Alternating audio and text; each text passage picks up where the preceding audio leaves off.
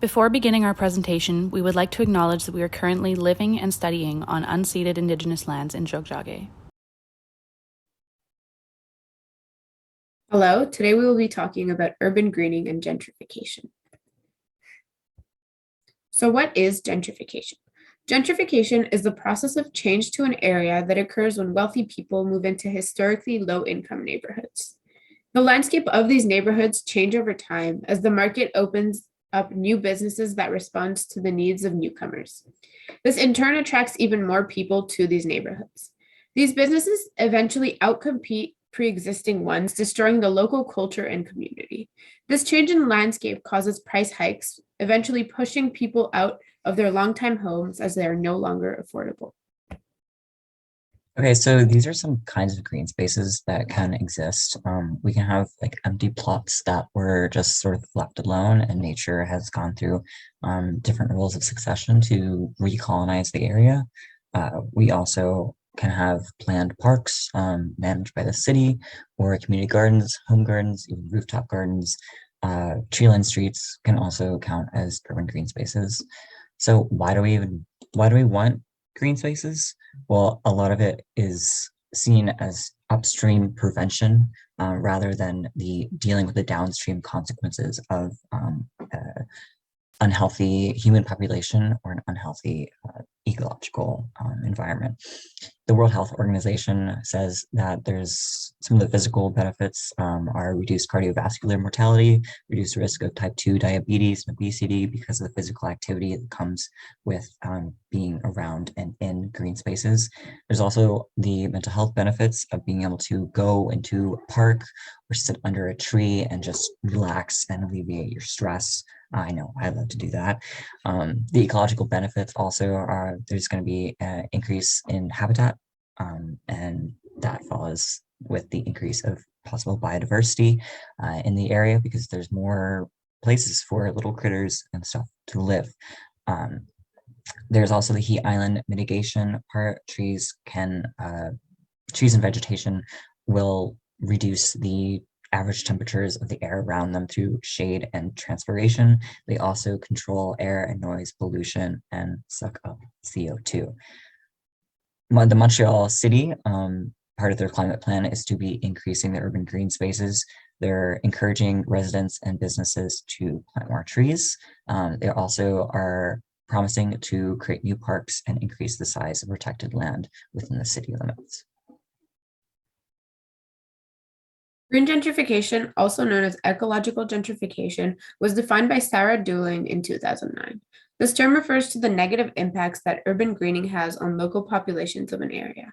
Their living situations are threatened as these projects tend to attract newcomers to an area, leading to gentrification. As property values skyrocket, those who have lived in the area are displaced as they could no longer afford it. This is considered a climate injustice, as the lower class is forced to suffer the consequences of the decisions taken by the upper class. There's often very little communication with the people of the area before these greening projects are taken on. So even when there is access to green space in lower income neighborhoods, there's still the issue of the quality of the space and the proximity to the parks and the number of parks available in the area. So we can kind of look at two factors, the carrying capacity of the park and the functional density of the park.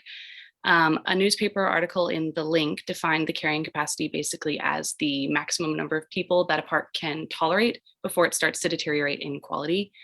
And the functional density is the optimal amount of people that can use the park while still maximizing enjoyment and access to those benefits that Jasper was discussing earlier. So in a lower income neighborhood where there might be less access to different green spaces, more people are forced to use a smaller area, and that park is just going to deteriorate a lot faster. So an article by CBC did some data analysis and found that there actually is a direct correlation between median income and tree cover in Montreal.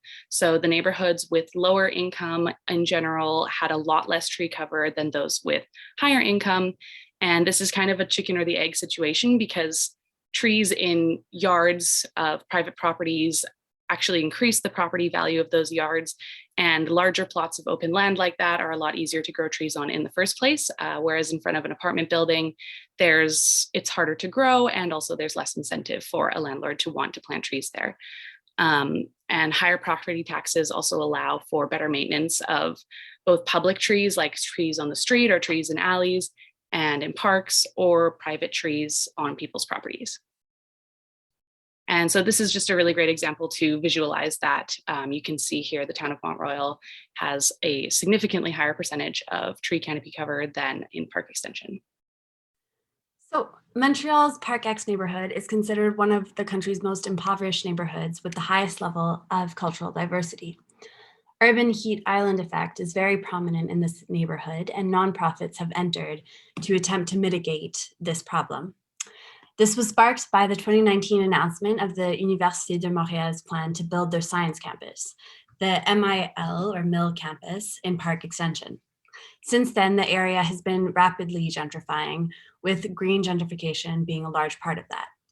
To assist in this process, a municipal and provincially funded nonprofit called Ville en Vert began a project called Vers le Nord, which has as a goal to greenify Hunza Quartier-Ville, Ville Saint-Laurent, and Park Extension.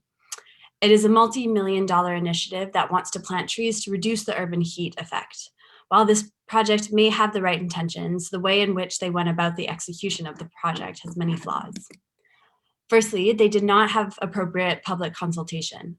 They did have trivial public consultations. However, they were mostly performative in nature and lacked any real intention to listen to the public. One community organizer said that, quote, they simply wanted to validate their process without actually consulting with the community or any other organizations for that matter, end quote. They had happened after many initial plans were already made, and even with offers of support from residents, they did not take into account any feedback. Secondly, they didn't do enough research on the negative effects that their project could bring. For example, green gentrification, as we've already learned, can increase the value of homes and dislocate current residents due to higher rent prices. While greening the area can increase the living conditions of some residents, these benefits are not distributed equally.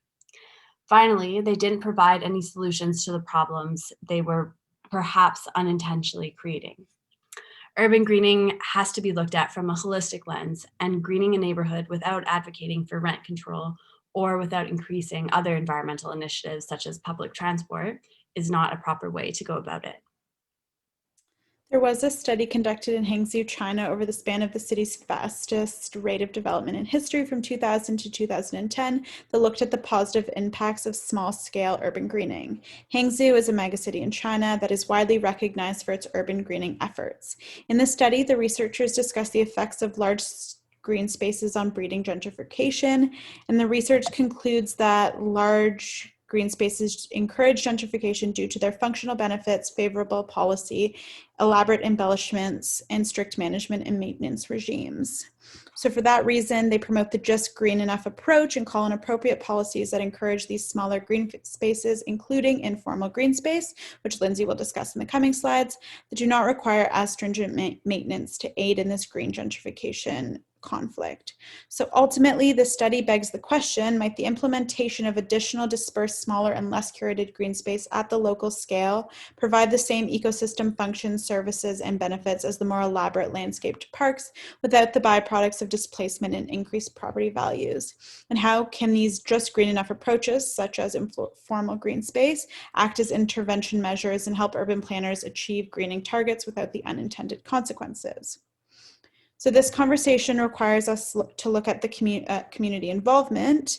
The issues of displacement and unequal distribution of these green spaces is categorized as a socio-spatial divergence, which causes marginalized, low-income, and disadvantaged populations unequal access to formal green space. So adding to this issue of green gentrification, it also becomes one of environmental justice.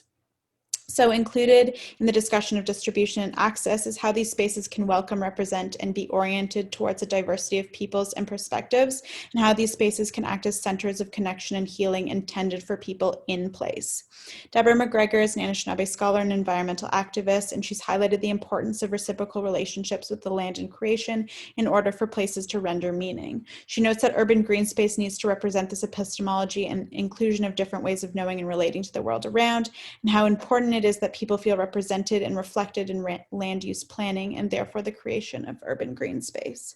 She notes that this will require local place-based research coupled with national analysis to combat these issues of green gentrification and environmental injustice. So an example of such an initiative is the National Healing Forest Initiative, and it is one that seeks to restore and reinvent forests in our cities in order to bring healing to the legacy of Canada's residential schools. These are allocated spaces like forests, gardens, and green spaces that represent place-based community support. So this initiative and its understanding of local small-scale place-based greening agrees with the argument in the Hangzhou case study that in the discussion of planning, considering the opinions, values, and needs of local residents is extremely important, and the authors term this a co-production approach to green space provision. As briefly touched upon by Kenna in the Hangzhou case study, informal green space can be an important factor in combating green gentrification. Often, the public green spaces in our cities follow two rules. One, Eurocentric values reflected in their use and development of green spaces. And two, the embedded cultural politics of natures being exemplified as a continued colonization of the land. Informal green space such as vacant lots, street or railway verges, brownfields, and power line corridors are receiving attention from researchers and city planners. In contrast to formal green spaces, informal green spaces have not been intentionally designed as a park. Informal green spaces occur when the ambivalence or neglect of the land has been exploited by non-human agents, for instance, where overgrown vegetation, such as weeds, fills a space and attracts animals and people. Arguably, informal green space might be the answer to the needs of some urban residents, as it does not embody a particular cultural politics of nature. Pardon me. An example of these in Montreal can be the Ruelles Vertes, alleyways in which local residents have mobilized the green space, as you can see here. Furthermore, abandoned lots alongside the railroad in the Mile End neighborhood of Montreal serve as informal green space, which I have pictured above. These informal green spaces leave room for both emancipated green space users and non-humans, and allows for both in their actions and development of nature. Further, as touched on before in the presentation, government involvement on municipal and regional levels is key in combating green gentrification. This is best used when tied to the community involvement aspect. Much of the research on solutions to green gentrification indicate that rent subsidies, well-devised forms of rent control, and community land trusts are important anti-displacement tools.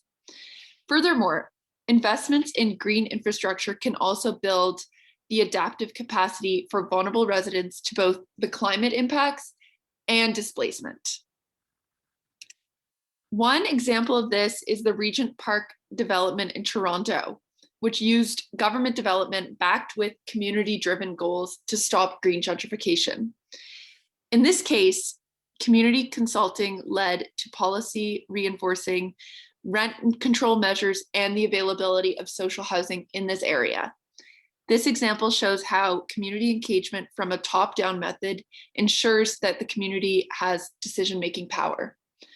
Next slide. Thank you so much for listening to our presentation. In conclusion, while green gentrification serves to conserve biodiversity in cities, the negative socioeconomic impacts are widely known. Our research has shown some concrete solutions where the negative impacts are mitigated, whether it's using smaller scale development, incorporating community involvement, using informal green spaces, and also government involvement along the way.